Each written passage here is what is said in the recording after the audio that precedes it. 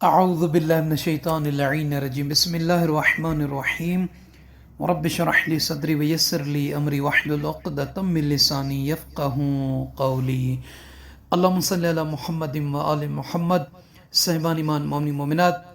آج اس ویڈیو میں امام رضا علیہ السلام سے توسل کے عنوان سے بیان کرنا ہے کہ امام رضا علیہ السلام سے اپنی حاجات کی قبولیت کے لیے کس طریقے سے توسل کیا جائے۔ سید صداقت فرماتے ہیں کہ بعض علماء اجلہ سے، علماء ربانیین سے، علماء حقیقیین سے یہ سنا گیا ہے کہ جو شخص مولا امام رضا علیہ السلام کے حرم مبارک میں یعنی مشہد مقدس میں 400 مرتبہ سورہ نور کو پڑھے اپنی حاجات کی قبولیت کے لیے، اس نیت سے توسل کرتے ہوئے یہ پھر 400 مرتبہ سورہ نور پڑھنے کے بعد، تلاوت کرنے کے بعد یہ ہدیہ پیش کرے سرکار امام رضا علیہ السلام کو، تو فرماتے ہیں یہ توسل کرنا، یہ ہدیہ پیش کر کے امام علیہ السلام کا واسطہ وسیلہ دے کر اللہ سے اپنی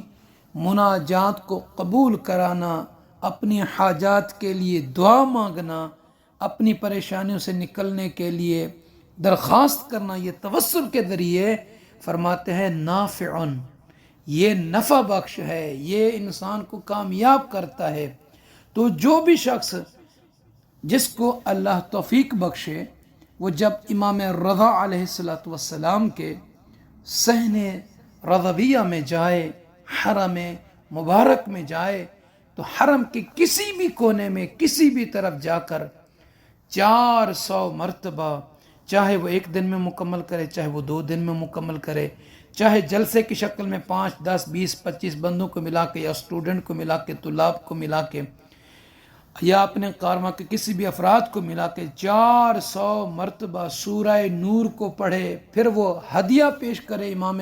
رضا علیہ السلام کو، ہدیہ پیش کرنے کے بعد پھر دعا مانگے کہ اس عمل کی برکت سے، اس ذکر کی برکت سے جو میں نے ہدیہ پیش کیا سرکار امام رضا علیہ السلام کے بارگاہ میں، خدا بندہ میری اس حاجت کو پورا فرما، میری مشکل آسان فرما،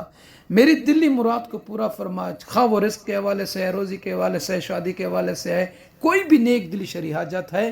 تو آپ اس عمل کو وہاں پہ کریں، تو انشاءاللہ تعالی آپ کو یہ عمل نفع پہنچائے گا، اس عمل میں آپ کامیاب ہوں گے، اور انشاءاللہ تعالی